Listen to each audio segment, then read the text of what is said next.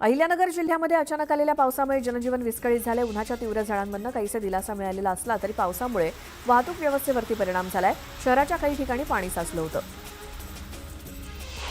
मुंबईसह राज्यभरात बहुतांश ठिकाणी अवकाळी पावसासह गारपिटीने हजेरी लावली। अवकाळी आणि गारपिटीचा कहर सुरू असतानाच राज्यात पुढील 4 ते 5 दिवसात तापमानात वाढ होण्याची शक्यता हवामान खात्यानं वर्तवली आहे। महाराष्ट्र राज्य पणन मंडळाच्या नवी मुंबईतल्या विकिरण केंद्रातनं आंबा अमेरिकेला निर्यात होणार आहे। अमेरिकेला जवळपास 1300 टन निर्यातीचं उद्दिष्ट निश्चित केलं असून विविध देशांमध्ये या केंद्रातनं जवळपास 4000 टन निर्यात केली जाणार आहे। न्यू इंडिया बँकेतील कथित गैरव्यवहाराप्रकरणी 5 आरोपींच्या 167.85 कोटी रुपयांच्या 21 मालमत्ता जप्त करण्याची परवानगी दंडाधिकारी न्यायालयानं पोलिसांना दिली आहे। म्हाडामधील तांत्रिक संवर्गातील अधिकाऱ्यांच्या बदल्यांबाबतचं धोरण निश्चित करण्यात आलं। या धोरणानुसार जारी करण्यात आलेल्या शासन निर्णयानुसार म्हाडामधील अभियंत्याला कार्यकारीपदी केवळ 3 वर्ष राहता येणार आहे। त्यामुळे मोक्याच्या नियुक्तींना चाप बसणार आहे। नवीन महाबळेश्वर गिरिस्थान प्रकल्पात नव्यानं 294 गावांचा समावेश करण्याला राज्य सरकारनं नुकतीच मान्यता दिली आहे। त्यातील 67 गावं ही केंद्र सरकारच्या इको सेन्सिटिव्ह झोन सूचीतली आहेत, तर आतापर्यंत या प्रकल्पात 529 गावं समाविष्ट करण्यात आली आहेत। रत्नागिरी जिल्ह्यातील मंडणगड वेळास गावातील दुर्गादेवीचा पारंपरिक प्रथेप्रमाणे मानकरी रथ ओढत उत्सवाची सुरुवात होते। संपूर्ण जगात रथ फिरून उत्सव साजरा होतो। रथ ओढण्यासाठी भाविक मोठ्या संख्येनं उपस्थित असतात। कराड तालुक्यातल्या दक्षिण तांबवे इथल्या डोंगरकडेला एका शेतकऱ्याला बिबट्या डरकाळीत फोडत असताना बघायला मिळाला। हा व्हिडिओ एका शेतकऱ्यानं आपल्या मोबाईलमध्ये कैद केला। दरम्यान या भागात बिबट्यांची संख्या वाढत असून वारंवार शेळी, पाळीव कुत्रे, गायी, वासरं यासह पाळीव प्राण्यांवरती हल्ले होत असून बिबटे जेरबंद करण्याची मागणी शेतकऱ्यांकडून होतीये। MMRDA प्रकल्प बाधितांना पुनर्वसन प्रकल्पातील घरांऐवजी आता थेट आर्थिक मोबदला दिला जाणार आहे। रेडी रेकनरच्या दरांवरती आधारित भरपाई दिली जाणार असून किमान 25 लाख रुपयांची भरपाई प्रकल्प बाधितांना मिळेल, तर झोपडपट्टी अथवा अनधिकृत बांधकामांना कमाल 40 लाख रुपयांपर्यंतचा आर्थिक मोबदला देण्याचा निर्णय MMRDAनं घेतलाय। भारतरत्न डॉ. बाबासाहेब आंबेडकरांच्या जयंती उत्सवासाठी येत्या 14 एप्रिलला लाखो अनुयायी चैत्यभूमीवरती येण्याची शक्यता आहे। त्यांना आवश्यक सोयीसुविधा उपलब्ध करून देण्यासाठी सर्वच यंत्रणांनी काटेकोर नियोजन करावं असे निर्देश मुख्यमंत्री फडणवीसांनी दिले।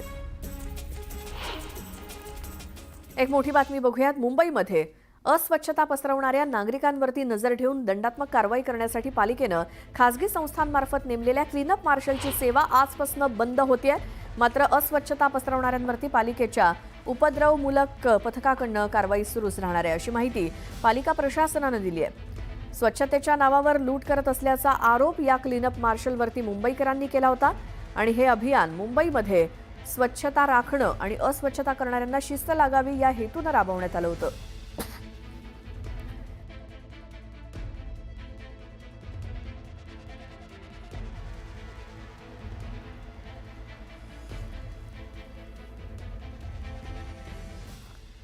पुन्हा पाहूयात बातमी 36 जिल्ह्यांची। कोस्टल रोड लगतचा समुद्र तट सुरक्षित करण्याचा निर्णय पालिकेने घेतलाय।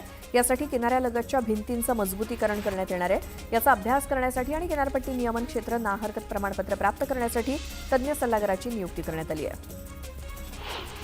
मुंबई महानगरपालिकेच्या उत्पन्नाचे प्रमुख स्रोत असलेल्या मालमत्ता कराचे तब्बल 22,000 कोटी हे मोठे विकासक, प्राधिकरण आणि आस्थापना आणि राज्य सरकारचे विविध विभाग याकडे थकीत आहेत। त्यामुळे आता मोठ्या थकबाकीदारांच्या मालमत्तांची विक्री केली जाणार आहे।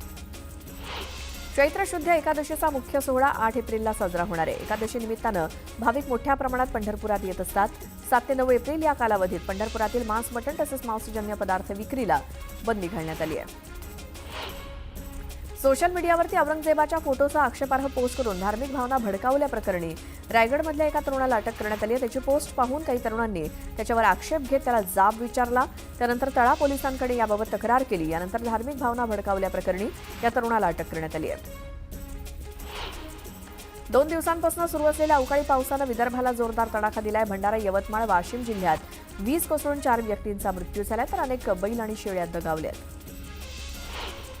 राज्यातील कारागृहांमध्ये कैद्यांची संख्या दिवसेंदिवस वाढते, मात्र कारागृहाच्या सुरक्षेसाठी असणाऱ्या अधिकारी आणि सुरक्षा रक्षकांची संख्या मात्र कमी होते। राज्य कारागृह विभागात जवळपास 40% पदं रिक्त असल्यामुळे कर्मचाऱ्यांवरती सुरक्षेचा ताण येतोय। दक्षिण पूर्व मध्य रेल्वेमध्ये 1000हून अधिक अप्रेंटिस आणि ड्रायव्हर पदांच्या भरतीसाठी अधिसूचना जारी करण्यात आली आहे. या पदांसाठी येत्या 5 एप्रिलपासून अर्ज नोंदणी सुरू होणार आहे. यंदाच्या खरीप रब्बी हंगामासाठी सर्वाधिक कर्जाचा गोडवा द्राक्ष फळ पिकासह हळदीला मिळणार आहे. कापसाच्या क्षेत्रासाठी नव्या कर्जदरात जेमतेम तरतूद केली आहे. राज्याचे माजी मंत्री सदाभाऊ खोत यांनी मला राज्यपाल करा अशी मागणी जाहीर सभेत केली. यावरती राजू शेट्टींनी वाशिममध्ये बोलताना त्यांच्यावरती सडकून टीका केली. सदाभाऊ खोतांसारख्या लोकांचा आणि जनसामान्यांच्या प्रश्नांचा सुतराम संबंध राहिलेला नाही, त्यामुळे ते असेच भीक मागत फिरतील असा टोला राजू शेट्टींनी सदाभाऊ खोत यांना लगावला. सर्वोच्च न्यायालयानं आज कोलकाता उच्च न्यायालयाचे आदेश कायम ठेवत पश्चिम बंगालमधील ममता बॅनर्जी सरकारला काल मोठा दणका दिला. न्यायालयानं 25,000हून अधिक शिक्षक आणि शिक्षकेतर कर्मचाऱ्यांच्या नियुक्त्या रद्द केल्या. सध्या कर्करोगाच्या रुग्णांमध्ये सातत्यानं वाढ होताना दिसते, त्यामुळे या रोगाचं वेळीच निदान होणं देखील महत्त्वाचं आहे. ही बाब लक्षात घेत नवी मुंबई महानगरपालिकेनं 16 नागरी आरोग्य सुविधा केंद्रांमध्ये आठवड्यातील 2 दिवस याबाबत तपासणी सुरू केली आहे. तसंच रुग्णांना किमोथेरपी देखील सुरू केली आहे. अंबरनाथच्या नेवाळी परिसरात मोबाईलमध्ये गेम खेळू न दिल्यामुळे रागाच्या भरात 16 वर्षांच्या मुलानं आत्महत्या केली. 10वीचा अभ्यास कर, गेम खेळू नकोस असं पालकांनी सांगितल्यामुळे मुलाचा राग अनावर झाला आणि त्यानं हे टोकाचं पाऊल उचललं. उल्हासनगरमध्ये गादीच्या दुकानाला भीषण आग लागली. शांतीनगर परिसरातली ही आग असून आगीनं रौद्र रूप धारण केल्यामुळे संपूर्ण दुकान जळून खाक झालं. नालासोपारा पूर्वेकडील गटाराच्या कामाचं 5 लाखांचं टेंडर काढण्यात आलं होतं, मात्र 30% वाढवून त्याची किंमत 7 कोटी झाली. मात्र काम अद्यापही झालेलं नाही. या घटनेमुळे मनसे आक्रमक झाली असून कामात दिरंगाई करणाऱ्या ठेकेदाराला काळ्या यादीत टाकावं अशी मागणी मनसेनं केली. मुंबई उपनगरामध्ये तीव्र कुपोषित बालकांची संख्या सर्वाधिक आहे. मुंबईनंतर नाशिक, पुणे, छत्रपती संभाजीनगरात कुपोषित बालकांचं प्रमाण वाढलंय. शिरसाई योजनेसाठी शिरसूफळ तलावात पाणी सोडण्यासाठी खडकवासल्याच्या अधिकाऱ्यांकडून तारीख पे तारीख मिळत असल्यामुळे खडकवासला कालव्यावरती अवलंबून असलेली जनाई शिरसाई उपसा सिंचन योजना बंद ठेवण्याची वेळ आली आहे. वाशिम जिल्ह्यात सलग 4थ्या दिवशी अवकाळी पावसानं हजेरी लावली. वाशिम शहरासह मसला, पेन, किनखेड आणि केशवनगर परिसरात मध्यम स्वरूपाचा पाऊस पडलाय. या अवकाळी पावसामुळे शेतकऱ्यांची चिंता वाढली असून हळद, बिजवाई कांदा आणि ज्वारी पिकाचं मोठं नुकसान झालंय. पुण्यात आजही पावसाचा अलर्ट देण्यात आलाय. हवामान विभागानं हा अंदाज व्यक्त केलाय. दुसरीकडे बंगालचा उपसागर आणि अरबी समुद्रावरून येत असलेल्या बाष्पयुक्त वाऱ्यांमुळे पुण्यासह राज्यात ठिकठिकाणी अवकाळी पावसानं हजेरी लावली. लातूर जिल्ह्यात अवकाळी पावसानं हजेरी लावली. मेघगर्जनेसह जोरदार पाऊस झाला, त्यामुळे शेतकऱ्यांची तारांबळ उडाली. काढणीला आलेल्या ज्वारीचं पावसामुळे नुकसान झाल्यामुळे बळीराजा चिंतेत आहे. पाटणा तालुक्यातील प्रधानमंत्री आवास योजनेअंतर्गत घरकुल पात्र लाभार्थ्यांना 5 ब्रास वाळू मोफत देण्याची कार्यवाही सुरू झाली आहे. लाभार्थ्यांनी मागणी अर्ज करावेत असं आवाहन तहसीलदारांनी केलं. 31 मार्चपर्यंत पीक विम्याची रक्कम शेतकऱ्यांना मिळेल असं आश्वासन कृषी मंत्र्यांनी दिलं होतं. मात्र विमा कंपनी म्हणते सरकारनं त्यांच्या हिश्श्याचे पैसे भरलेले नाहीत, त्यामुळे जर 15 दिवसात पैसे दिले नाहीत तर कंपनीत घुसून पैसा वसूल करू असा थेट इशारा राजू शेट्टींनी दिला. माझ्या बाबतीतही बीडसारखा कट घडवण्याचा डाव होता, मात्र मला याबाबत आधीच माहिती आणि पुरावे मिळाल्यामुळे मी यातून वाचू शकलो. अन्यथा मलाही अशाच घाणेरड्या कारस्थानात अडकवण्याचे प्रयत्न होते असा खळबळजनक गंभीर आरोप जयकुमार गोरेंनी केलाय. बुलडाणा विधानसभा मतदारसंघातील रुईखेड टेकाळे येथे जगदंबा माता यात्रा उत्सव मोठ्या थाटात साजरा करण्यात आला. उत्सवानिमित्त पारंपरिक पद्धतीने गावभर मिरवणूक काढण्यात आली. प्रथा परंपरेनुसार या यात्रेचं आयोजन करण्यात आलं असून यामध्ये गावकरी मोठ्या संख्येनं उपस्थित होते. कापसाच्या दरात वाढ होत नसल्यामुळे जळगावातील अनेक शेतकऱ्यांनी कापसाची विक्री केली. मात्र आता कापसाचा भाव 7,000 रुपयांवरून 8,000 रुपये इतका झालाय. माल शिल्लक नसताना कापसाचे दर वाढल्यामुळे शेतकऱ्यांमध्ये नाराजी आहे. सरकारनं शेतकऱ्यांचा संयम पाहू नये. अवकाळी पावसानं झालेल्या नुकसानीचे पंचनामे करून तात्काळ मदत द्या अशी मागणी शेतकरी नेते रविकांत तुपकर यांनी केली. ठाणे महानगरपालिकेकडे मालकीचं धरण नसल्यामुळे ठाण्यातील गृह सोसायट्यांवरती पाण्यासाठी टँकरचा आधार घेण्याची वेळ आली आहे. गेल्या वर्षी मे महिन्यात ज्या टँकरला 2,000 रुपयांची किंमत होती तोच टँकर आता 3,000 ते 4,000 रुपयांना विकला जाऊ लागलाय. टँकर माफियांनी केलेल्या भाववाढीचा सामना करण्याची वेळ आता ठाणेकरांवरती आली आहे. उल्हासनगरमध्ये मोफत मिळणाऱ्या पाण्याच्या टँकरचं दरपत्रक महापालिकेनं जाहीर केलं होतं. ते आता रद्द करण्याचं आश्वासन आयुक्त मनीषा आव्हाड यांनी दिलंय. त्यामुळे पाण्याचे टँकर मोफत मिळणार असून घरगुती कार्यक्रम जसे लग्न, साखरपुडा, हळद, वाढदिवस, भंडारा अशा कार्यक्रमांसाठी दर आकारण्यात येणार असल्याची माहिती आमदार डॉ. बालाजी किणीकर आणि महाप्रमुख राजेंद्र चौधरी यांनी दिली. कोकण रेल्वे मार्गावरील प्रवाशांसाठी उन्हाळी हंगामातील अतिरिक्त गर्दी कमी करण्यासाठी दक्षिण रेल्वेच्या समन्वयानं विशेष गाडी धावणार आहे. राज्यातील शाळांमधील एकूण 94.72% विद्यार्थ्यांचा आधार क्रमांक प्रमाणित झालेले आहेत. विद्यार्थ्यांचे आधार प्रमाणित न होणं, आधार कार्ड उपलब्ध नसणं, त्यामुळे अद्याप हे काम 100% पूर्ण होताना दिसून येत नाही. म्हणून आता उर्वरित 5% विद्यार्थ्यांचे आधार क्रमांक प्रमाणित करण्यासाठी 15 एप्रिलपर्यंतची अंतिम मुदत शिक्षण आयुक्त सचिंद्र प्रताप सिंह यांनी दिली आहे. स्वारगेट अत्याचार प्रकरणातील आरोपी दत्तात्रय गाडे याची पुन्हा पोलीस कोठडी त्याला मिळावी यासाठी गुन्हे शाखेनं दुसऱ्यांदा केलेला अर्ज देखील न्यायालयानं फेटाळलाय. पोलिसांनी अर्जात पुन्हा पोलीस कोठडी मिळण्याबाबत ठोस कारण दिल्यामुळे न्यायालयानं पहिला अर्ज बुधवारी 2 तारखेला फेटाळून लावला होता. त्यामुळे आता पोलिसांनी गुरुवारी पुन्हा अर्ज दाखल केलाय, तो देखील न्यायालयानं फेटाळला. मध्य रेल्वेतर्फे कल्याण ते बदलापूर स्थानकादरम्यान नवीन पाईपलाईन पुलाच्या बांधकामासाठी शनिवारी मध्यरात्रीनंतर विशेष ब्लॉक घेण्यात येणार आहे. या ब्लॉक दरम्यान रात्री 1:30 वाजल्यापासून रविवारी पहाटे 4:30 वाजेपर्यंत गर्डर टाकण्याचं काम होणार आहे. याचा परिणाम अंबरनाथ ते कर्जत दरम्यानच्या लोकल आणि मेल एक्सप्रेस गाड्यांच्या वाहतुकीवरती होणार आहे. वाणिज्य मंत्री पियुष गोयल यांनी डिलिव्हरी ॲपवरती टीका केली. डिलिव्हरी ॲप बेरोजगार गरिबांना श्रीमंतांचे डिलिव्हरी एजंट बनवतायत असं गोयल म्हणाले. नागपुरात बेशिस्त आणि फुकट्या प्रवाशांकडून तिकीट तपासणीच्या मोहिमेतून रेल्वेला लॉटरीच लागली आहे. 28 कोटींपेक्षा जास्त महसूल मध्य रेल्वेच्या नागपूर विभागाला प्राप्त झाला असून हा आतापर्यंतच्या कमाईचा उच्चांक असल्याचं रेल्वेच्या सूत्रांनी म्हटलं. गुढीपाडवा, साप्ताहिक सुट्ट्या, रमजान ईद आणि मार्च अखेरमुळे गेल्या 4 दिवसांपासून बंद असलेल्या राज्यातील अनेक कृषी उत्पन्न बाजार समित्यात कांदा आणि भुसार मालाचे लिलाव पूर्ववत सुरू झाले. तसंच निर्यात शुल्क शून्य केल्यामुळे कांद्याचे दर वाढतील या अपेक्षेनं गेल्या 8 दिवसांपासून प्रतीक्षेत असलेल्या शेतकऱ्यांनी मोठ्या प्रमाणात कांदा बाजारात आणल्यामुळे सध्या सर्वत्र आवकीत वाढ झाली आहे. राज्यातील बाजार समितीमध्ये तुरीची 10,771 क्विंटल इतकी आवक झाली. यात तुरीला सर्वसाधारण दर हा 7,044 रुपये प्रति क्विंटल इतका मिळाला. बहुचर्चित प्रीपेड इलेक्ट्रिक स्मार्ट मीटर विरुद्ध विदर्भ वीज ग्राहक संघटनेच्या वतीनं मुंबई उच्च न्यायालयाच्या नागपूर खंडपीठात जनहित याचिका दाखल करण्यात आली आहे. हे मीटर लावण्याचा निर्णय मनमानी पद्धतीचा आहे असा गंभीर आरोप याचिकेत करण्यात आला आहे. मुंबईतील सायन रुग्णालयामध्ये विविध इमारतींच्या दुरुस्तीचं आणि नव्यानं इमारत उभारण्याचं काम सुरू आहे. उपायुक्तांनी सायन रुग्णालयाला भेट देऊन या कामाचा आढावा घेतला. तसंच परिचर्या प्रशिक्षण केंद्राच्या इमारतीचं काम 1 मे पर्यंत पूर्ण करून इमारत मुंबई महानगरपालिकेला हस्तांतरित करण्याचे आदेश त्यांनी दिले. अमेरिकेचे राष्ट्राध्यक्ष डोनाल्ड ट्रम्प यांनी अनुचित व्यापार पद्धतींचा हवाला देत भारतावरती नवीन निर्यात शुल्क लादलंय. या टाळेबंदीचा परिणाम आयटी क्षेत्राच्या बाहेर होऊ शकतो. त्यामुळे टॅरिफ प्लॅनमुळे भारतीयांवरती बेरोजगारीची टांगती तलवार आहे. राज्यातील नागरिकांसाठी महसूल विभागानं मोठा निर्णय घेतलाय. 1 मे 2025 पासून फेसलेस नोंदणी, मुद्रांक नोंदणी आणि वन स्टेट वन रजिस्ट्रेशन प्रणाली लागू होणार आहे. महसूल मंत्री चंद्रशेखर बावनकुळे यांनी हे जाहीर केलंय. पुण्यातील नागरिकांना चालू आर्थिक वर्षाच्या मिळकत कर बिलांचं वाटप 1 मे पासून सुरू होणार आहे. निवासी मिळकतींना 40% सवलत देण्यासाठी पालिकेकडून PT3 अर्जांची छाननी होणार आहे. केंद्रीय मंत्री रामदास आठवलेंनी वक्फ विधेयकावरील चर्चेत तुफान फटकेबाजी केली. त्यांच्या जोरदार भाषणामुळे सभागृहात हशा पिकला होता. मी देतो नरेंद्र मोदींना साथ म्हणून दाखवत आहे काँग्रेसला हात. नरेंद्र मोदी आहेत मुस्लिम समाजाचे सच्चे वाली. खरगेजी तुम्ही वाजवा टाळी अशा कवितांनी उपस्थितांमध्ये एकच हशा पिकला.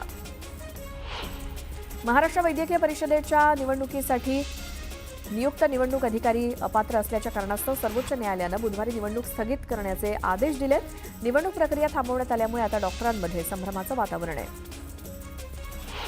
पुणे विमानतळावरून प्रवास करणाऱ्या प्रवाशांच्या संख्येत वाढ झाली. इतिहासात पहिल्यांदाच एका वर्षात 1 कोटींहून अधिक प्रवाशांनी प्रवास केलाय. 2024-25 या आर्थिक वर्षात पुणे विमानतळावरून तब्बल 1,05,40,000 प्रवाशांनी प्रवास केला असून मागील वर्षीच्या तुलनेत प्रवाशांच्या संख्येत 10.66% वाढ झाली आहे. नवीन रेडी रेकनरमध्ये पुण्यातील घरांच्या दरात वाढ झाली आहे. प्रति चौरस फूट 2,000 रुपयांची वाढ झाली आहे. त्यामुळे पुणेकरांची चिंता वाढली आहे. पुण्याच्या कोंढवा येथील कत्तलखान्यामध्ये कोणत्याही प्रकारे नियमांचं पालन केलं जात नाही असा ठपका ठेवत संबंधित कत्तलखाना बंद करण्याबाबत महाराष्ट्र प्रदूषण नियंत्रण मंडळानं महापालिकेला नोटीस बजावली आहे. त्याची गांभीर्यानं दखल घेत महापालिकेनं 15 दिवसात उपाययोजना करण्यात येतील असं पत्र प्रदूषण नियंत्रण मंडळाला दिलंय. त्यामुळे सध्या तरी कारवाई टळली आहे. याला एक मोठी बातमी बघूयात. उद्धव ठाकरे आणि उपमुख्यमंत्री एकनाथ शिंदे या दोन नेत्यांमध्ये जोरदार शाब्दिक युद्ध रंगलंय. दोन्ही नेत्यांकडून एकमेकांवरती बोचरी टीका करण्यात आली. हे वाक युद्ध आता वैयक्तिक पातळीवरती पोहोचलंय. याला निमित्त होतं वक्फ बोर्ड दुरुस्ती विधेयकाचं आणि त्यावरून रंगलेल्या वादाचं. उद्धव ठाकरे आणि एकनाथ शिंदे या दोन्ही नेत्यांकडून आता एकमेकांवरती वैयक्तिक टीकेचा अंक सुरू झालाय आणि त्यातूनच उद्धव ठाकरेंनी शिंदेंच्या नेतृत्वातील शिवसेनेचं एस&सी असं नामकरण केलंय. तर उद्धव ठाकरेंच्या या टीकेला शिवसेना फुटीची किनार आहे. पक्षफुटीनंतर खरी शिवसेना कुणाची हा वाद निर्माण झाला आणि अखेर निवडणूक आयोगानं शिंदेंची खरी शिवसेना असल्याचा निकाल दिला. तर उद्धव ठाकरेंच्या पक्षाला शिवसेना उबाठा हे नाव मिळालं, पण ठाकरेंना ते मान्य नाही आणि त्यातूनच ठाकरेंनी शिंदेंच्या शिवसेनेचं एस&सी असं नामकरण केलंय. या नामकरणावरनं दोन्ही नेत्यांमध्ये नव्या वादाची ठिणगी पडली आहे.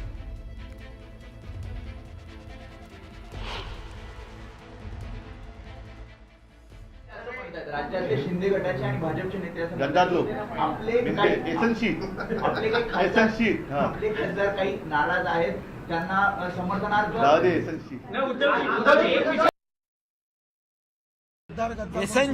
एसएनसी म्हणजे काय? एकनाथ संभाजी शिंदेचा शॉर्टकट एसएनसी म्हणून. शॉर्टकट? मग मी असं म्हणू का, त्यांचा युटी आहे, यूज अँड थ्रो, असं म्हणू? वापरो और फेको, ही त्यांची नीती आहे. मला बोलायला लावू नका. माझ्याकडे भरपूर काय आहे. मी शांत आहे. मला शांतपणे काम करू द्या. तुम्ही मला गद्दार गद्दार गद्दार गद्दार म्हणून हे केलं, खोके खोके म्हणून केलं. अरे तुम्हाला महाराष्ट्रातल्या जनतेने खोक्यामध्ये बंद करून टाकलं. पुन्हा पाहूया बातमी 36 जिल्ह्यांची. लातूर तुळजापूर महामार्गावरती औसा तालुक्यातील बेलकुंडजवळ ट्रक आणि आयशर टेम्पोचा भीषण अपघात झाला. या अपघातामध्ये 2 जण ठार झालेत. बंद पडलेल्या ट्रकची दुरुस्ती सुरू असताना भरधाव वेगातील आयशर टेम्पो ट्रकला धडकल्यामुळे हा अपघात झाला. अपघातामुळे तुळजापूरकडे जाणारी वाहतूक काही काळ ठप्प झाली होती. मुंबई वर्सोवा खाडीतील पाणी प्रदूषित झालं असून त्यामुळे इथली मच्छीमारी व्यवसायावरती परिणाम झालाय. त्याचबरोबर या ठिकाणी अनेक गैरसोयी असल्यामुळे इथल्या वर्सोवा जेटीच्या मजबूतीकरण, आधुनिकीकरण आणि मच्छीमारांच्या संरक्षणासाठी केंद्र सरकारनं विशेष आर्थिक पॅकेज जाहीर करावं अशी मागणी मुंबई उत्तर पश्चिम लोकसभा क्षेत्राचे खासदार रवींद्र वायकर यांनी लोकसभेत केली. राज्यात सर्वच पिकांसाठी खरीप हंगामापासून कृत्रिम बुद्धिमत्तेचा वापर करण्यात येणार आहे. यासाठी केंद्र सरकारशी सामंजस्य करार करण्यात येणार असून विस्तार या केंद्र सरकारच्या संकेतस्थळाचा यासाठी वापर केला जाईल. केंद्राच्या सहकार्यातून राज्यामध्ये या देशातील पहिलाच हा प्रयोग असणार आहे. पुणे विभागांतर्गत असलेल्या मुंबई बेंगळुरू, पुणे सोलापूर, मुंबई पुणे द्रुतगती मार्गावरील अपघातांमध्ये घट झाली. हे अपघात रोखण्यासाठी पोलिसांनी केलेल्या उपाययोजनांना यश आलंय. पिंपरी चिंचवड शहरातील एमआयडीसीतील उद्योगांना प्रक्रिया केलेलं सांडपाणी दिलं जाणार आहे. त्यासाठी स्वतंत्र जलवाहिनी टाकण्याचा निर्णय पालिकेने घेतलाय. हिंजवडीतील राजीव गांधी इन्फोटेक पार्कमधील वाहतूक कोंडीची समस्या सोडवण्यासाठी सुरुवात झाली. एमआयडीसी आयटी पार्कमधील उड्डाणपुलासह पर्यायी रस्त्यांच्या 650 कोटी रुपयांच्या प्रकल्पांचं नियोजन केलंय. मीरा भाईंदरमध्ये मनसे आक्रमक झाली. झाडं वाचवा, झाडं जगवा असे बॅनर झळकावून मनपा आयुक्तांना निवेदन देण्यात आलं. झाडांची कत्तल न थांबवल्यास मनसे स्टाईल आंदोलनाचा इशारा देण्यात आलाय. सातपुड्याच्या पायथ्याशी असलेल्या हिवरखेड परिसरात बिबट्याची दहशत पसरली. बिबट्यानं पाळीव प्राण्यांचा फडशा पाडल्यामुळे नागरिकांमध्ये भीतीचं वातावरण आहे. या बिबट्याचा बंदोबस्त करावा अशी मागणी होऊ लागली आहे. लातूरच्या नारायणा ई टेक्नो शाळेला शिक्षण विभागाची कसली मान्यता नसताना ही शाळा सुरू होती. शाळेला मान्यता नसूनही यावर्षी विद्यार्थ्यांना प्रवेश दिले जात होते. त्यामुळे महाराष्ट्र नवनिर्माण सेनेच्या वतीनं शाळेच्या गेटबाहेर निदर्शनं करण्यात येऊन शाळेला टाळं ठोकण्यात आलं आणि शाळेच्या गेटवरती मोठा पोलीस बंदोबस्त ठेवण्यात आला. मध्य रेल्वेवरील लोणावळा मळवली विभागात उड्डाणपुलाच्या पायाभूत कामासाठी 3 दिवसीय ब्लॉक घेण्यात येणार आहे. हा ब्लॉक 6 ते 8 एप्रिल दरम्यान असेल. या कालावधीत लांब पल्ल्याच्या रेल्वेगाड्यांच्या वेळापत्रकात आणि पुणे लोकलच्या वेळापत्रकात बदल करण्यात आला आहे. विधानसभा निवडणुकीनंतर भाजपनं राज्यात नवीन 1.5 कोटी सभासद नोंदणीचं उद्दिष्ट ठेवलं होतं. पक्षाच्या वर्धापन दिनापूर्वीच म्हणजे 6 एप्रिलपर्यंत ठेवलेलं सदस्य नोंदणीचं उद्दिष्ट 3 एप्रिल रोजीच पूर्ण झालंय. आता बूथ कमिट्यांच्या निवडीवरती लक्ष दिलं जात आहे.